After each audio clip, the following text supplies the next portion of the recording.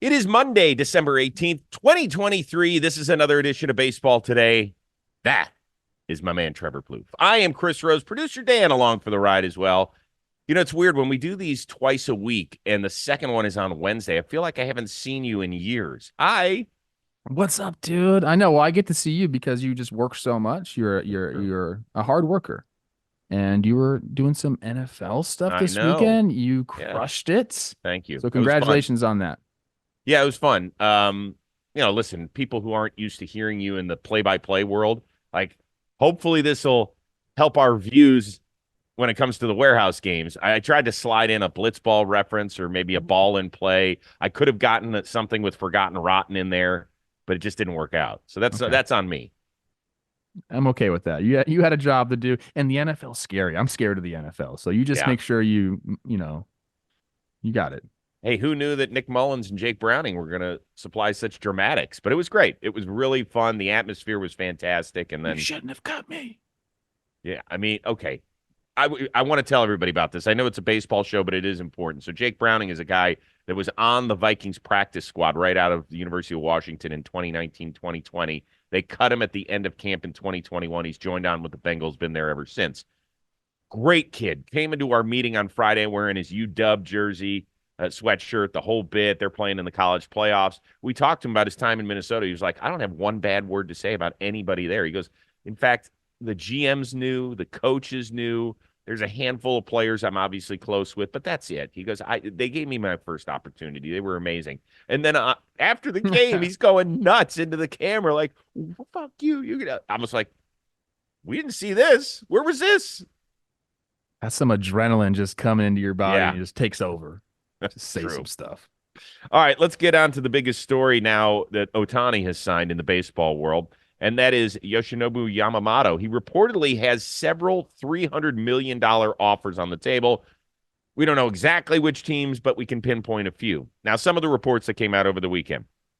Bryce Harper FaceTimed him, like, yo, dude, let's get this thing going. Obviously, we know about the Dodgers meeting with him with Shohei and Mookie and Freddie Freeman.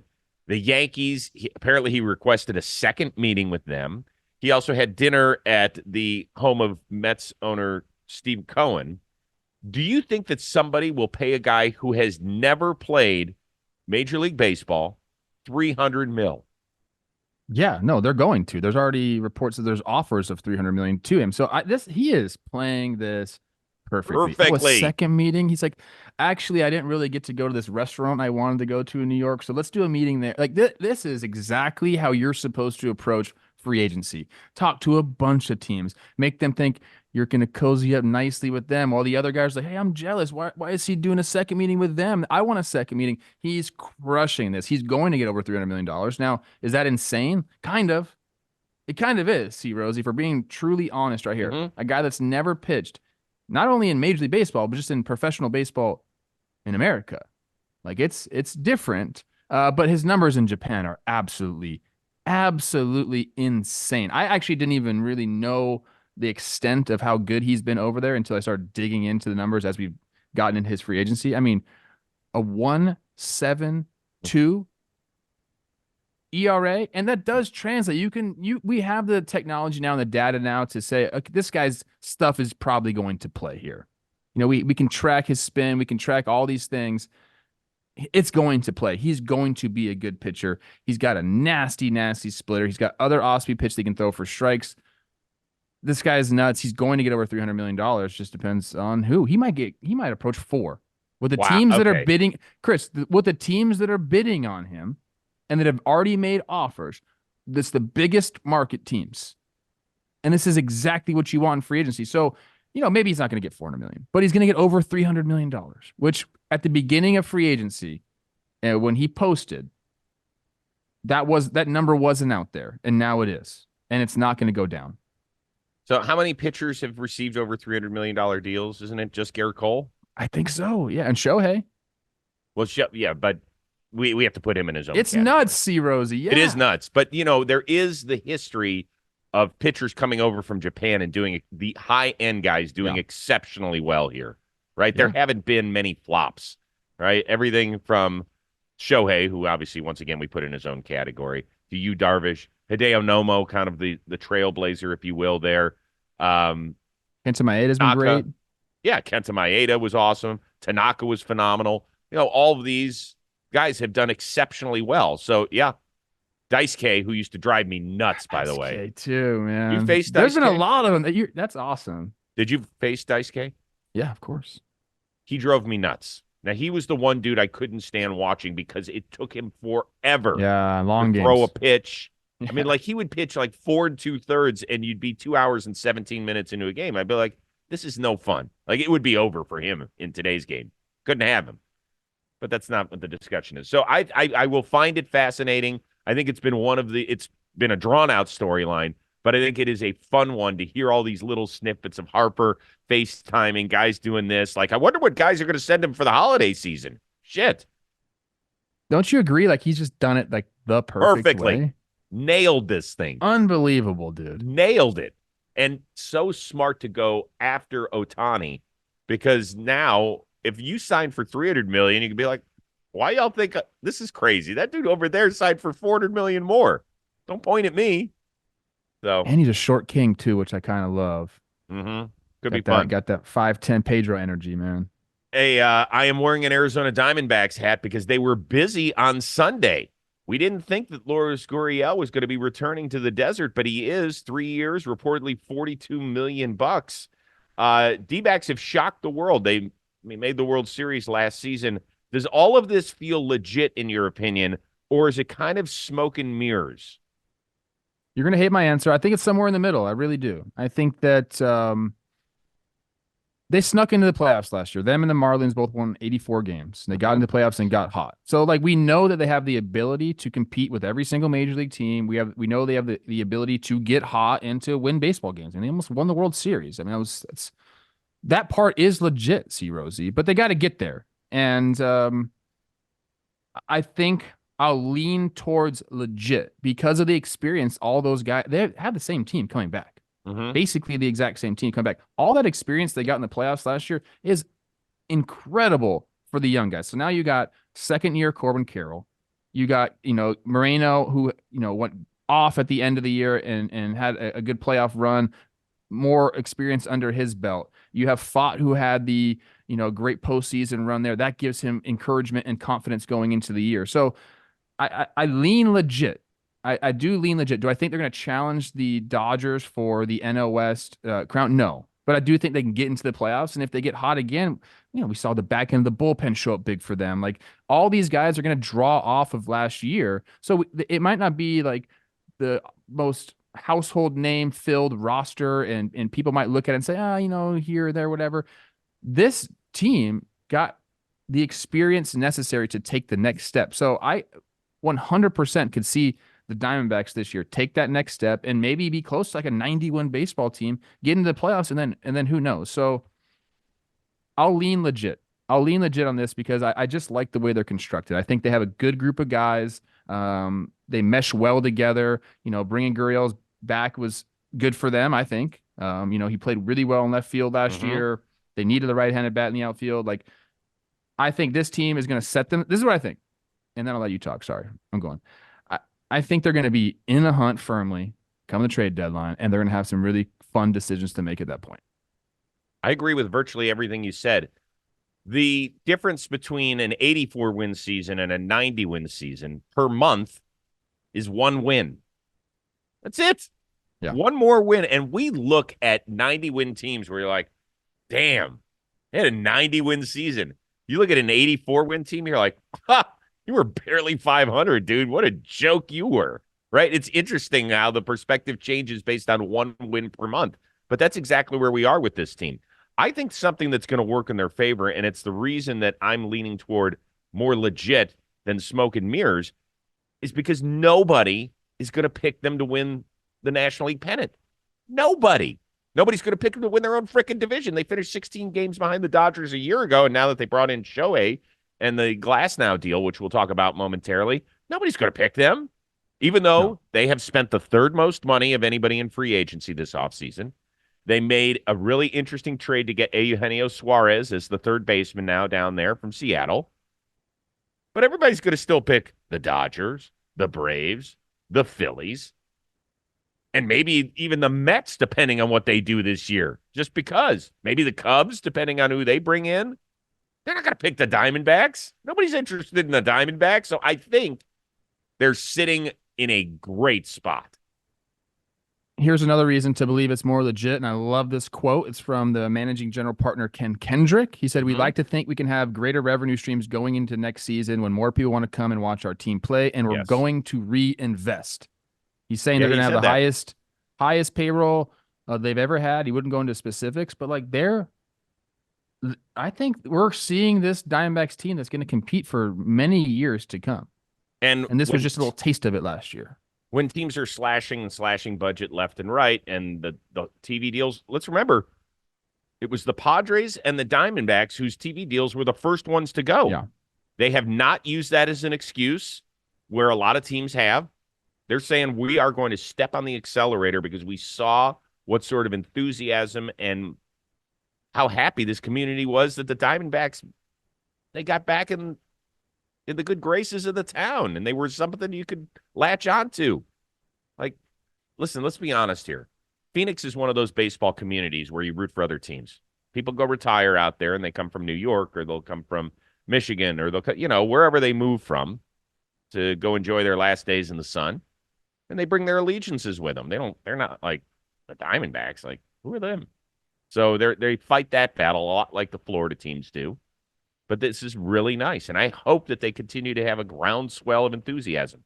They've done it right, in my opinion. Good job. This one, again, is brought to you by the DraftKings Sportsbook. All I want for the holidays this year is some NBA action. This week, new customers can score 150 instantly in bonus bets just for betting $5. An instant dub just for you. A layup, if you will, a slam dunk. And all you need to do is download the DraftKings Sportsbook app now and use code BASEBALL today.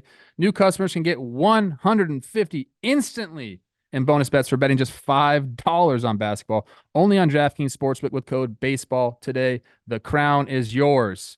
Gambling problem? Call 1-800-GAMBLER or visit www.1800gambler.net. In New York, call 877-8-HOPE-NY or text HOPE-NY 467-369. In Connecticut, help is available for problem gambling. Call 888-789-7777 or visit ccpg.org. Please play responsibly. On behalf of Boot Hill Casino and Resort in Kansas, 21 plus age varies by jurisdiction, void in Ontario. Bonus bets expire 168 hours after issuance. See dkng.com/basketball for eligibility and deposit restrictions, terms, and responsible gaming resources. Let's get to the Glasnow trade. Along with Margot for Pepio and DeLuca, and Glass ends up getting an extension when you tack on the 1 for 25 that he already had. He gets another 4 years, and it ends up being 5 years, $136.5 million. How much does Tyler Glasnow now have to prove that he is truly in the spotlight? I struggle with this one too. I think he has a lot to prove, to be honest with you. I mean, his stuff is there. We talk about it all the time. Like, he has elite stuff when he's on the field, and that's kind of been the MO is, can we count on him for innings? And it's been 120 last year was his career high. So I think the Dodgers are kind of the perfect team for him, where they know they're going to be in the playoffs. So you kind of just have to keep him healthy for the playoffs. That's what they're thinking. And at that point, that's the ultimate got to prove it, especially when you're in LA now. They don't care about the regular season. They don't care about any more NL West championships. They care about winning in the playoffs. So it's a different feeling going from Tampa, who is like, yeah, when we get to the playoffs, we're like the surprise team almost every year, even though we're not a surprise at all. But like, there's the expectations aren't there like the way they are. I mean, within the organization, yes, but like fan base and general, baseball zeitgeist, the expectations of the Dodgers are extremely different. It's World Series or bust every single year, especially over the last, decade. So he has a lot to prove, I guess. I just answered my own question. I was middle, but he's got a lot to prove because he's got to go do it in the playoffs with a team that's expected to win, not a team that's like, oh, well, if they win, great. The Dodgers are expecting him to step up. And right now, the rotation is, it's shaky at best. Like, they got a lot of guys coming off injury. They got young guys. There's not a lot of track record there. So they're bringing him in to be an answer to that, or to a part of the answer to that. He's going to have to do it on the biggest stage, and he has to do it in the playoffs. I think that's the main thing. He's got to go in there and help them win a World Series. That's the expectation now for Tyler Glasnow. I think he's up to it. He's a great dude, great head on his shoulders, has all the talent in the world, but let's stay healthy and let's do it in October. Nailed it. Again, listen, and a lot of people have been asking me, when is he going to come on the rotation? We're going to have that happen shortly. Schedules have been a little wacky. I wanted him to kind of settle in and make it official and get his extension and deal with that. This is a lot of shit that's flying around him, but I think that's going to happen real soon. And so we're going to have an open and honest discussion, and this is going to be one of the questions because he's a guy who answers everything truthfully. Yeah. He knows it. He knows it. Up until this year, meaning 2024, Glasnow has always been like the what if guy. What if he stays healthy? What if he can find his control in the playoffs? With the ability to look back and say, well, okay, he's only getting paid $5 million this year. Like, what should we really expect? This isn't a guy who has a big deal attached to him. Now he does. Mm-hmm. And when that happens, all of a sudden the narrative can shift. His postseason numbers are not good. He's had good starts, but overall they're not good, in part because he gets too wild. He just does. And that's part of his game, man. That big hammer that he's trying to drop and, breaking ball. Goodness sakes. Clean up your brain. What? You don't call curveball a hammer? I do. I call other things a hammer too, and I'd assume that's true for Tyler. Just guessing if it's proportion. You 6'8" Adonis.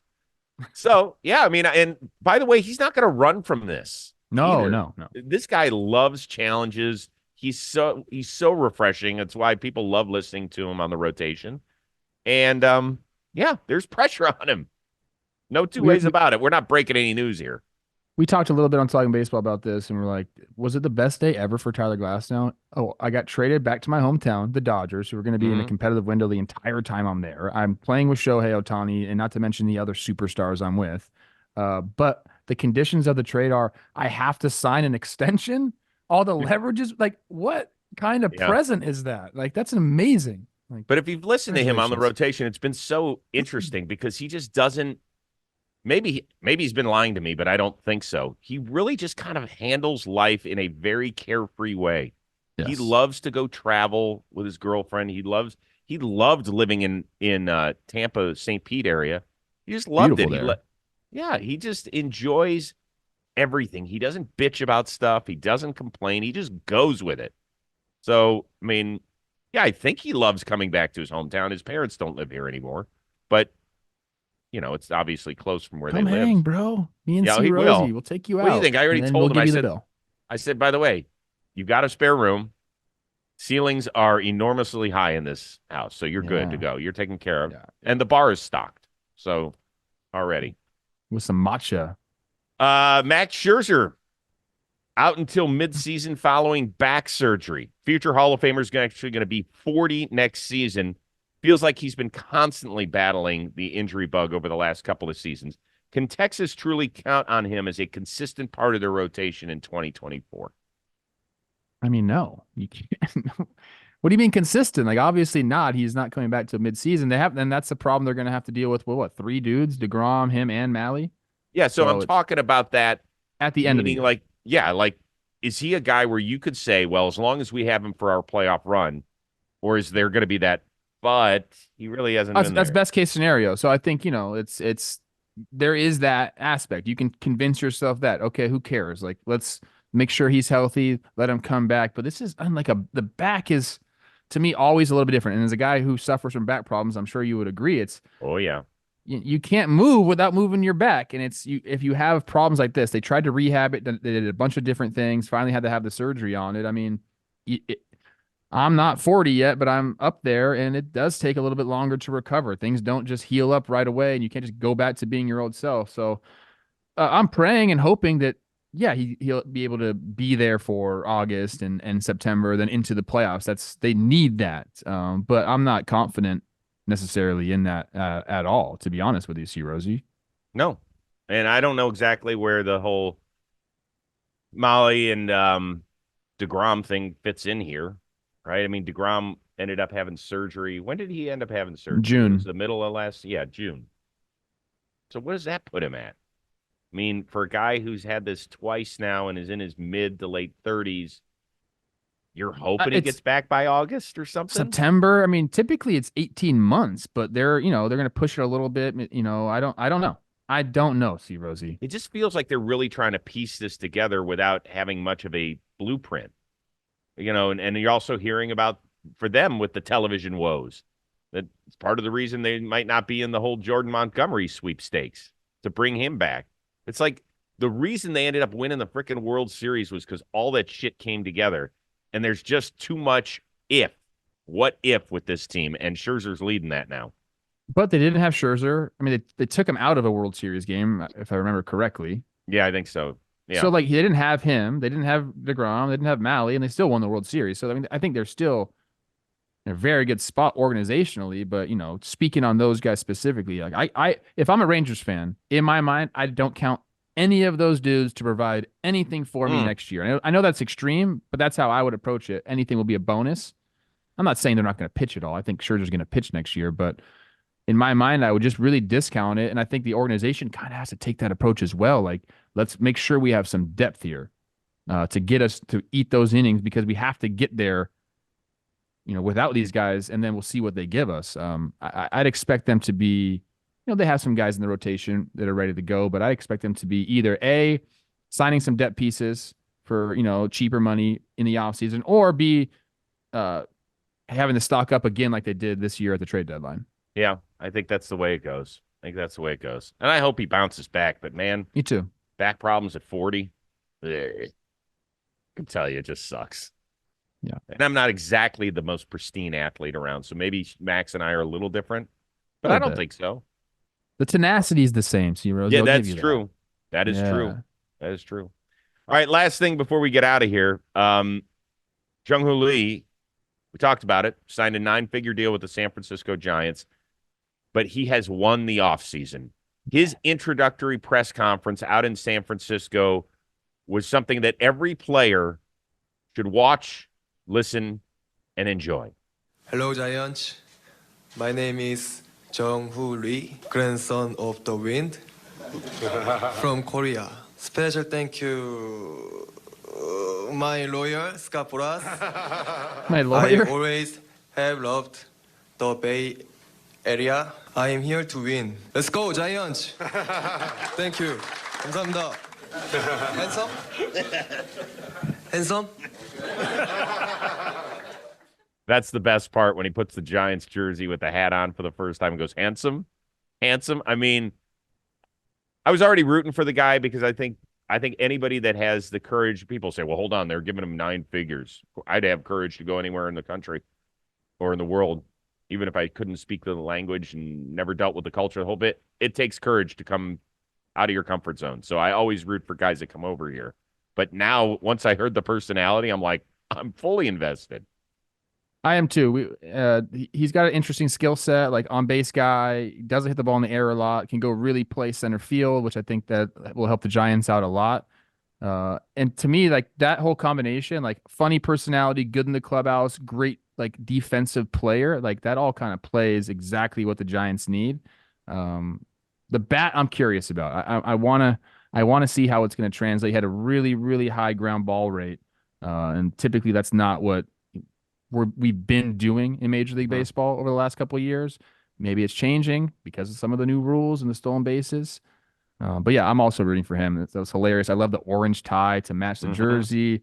I thought that was actually like a little over the top, but it worked because his personality, it seems like it's over the top. So I like it. I like to be called Scott Boras' lawyer too. That was very funny. That was very funny. I love guys that, like I said, come over here and just light it up personality-wise, because it is so difficult. We see guys just kind of hanging out with their translators, but dudes who can assimilate in the clubhouse and give it a shot, I imagine that goes miles. You said you played with somebody from Korea, right? Young-Ho Park came over. Yeah. How was he? Total opposite type of player than Lee. He was awesome. I'm talking personality-wise. Much more reserved. But fun. Like I had a good relationship with him, and we would hang outside of the field as well. But quiet and reserved. Not like that at all. Yeah. But some of the like most real pop I've ever seen in a bat was Byung-Ho Park. I mean, the guy I always think about personality-wise who came from the Far East, Kawasaki, Yeah. the guy who used to do all the big stretches and was just hilarious. He came on Intentional Talk a ton. He would come on with his little translator book. His book. I remember the book. Dude, he did the full interview by himself. No translator, and phenomenal. Yeah, he's Just awesome. First time he came on with D-Row when D-Row was up in Toronto as a player. And he's like, Rosie Mala, I'm telling you, this guy is hilarious. So he brought him on and he helped him out the first time. And after that, dude came on by himself. Monkeys never cramp. That's his famous line. Monkeys never cramp. That's a great one. All right, we're back at it again later in the week. We'll be keeping our eye so much on the free agent movement, the Yamamoto, Blake Snell we're still waiting for, Cody Bellinger, who reportedly wants $200 million. So do I. Not going to get it. You might. Good-looking dude. No. We're back at it later in the week. We think Thursday is probably the day we'll dial it in, unless something big happens before that, okay? Yeah. Cool. For our one-of-a-kind producer, Dan Rourke, the uber-talented and well-coiffed Trevor Plouffe today, I am Chris Rose. We will see you Thursday on Baseball Today.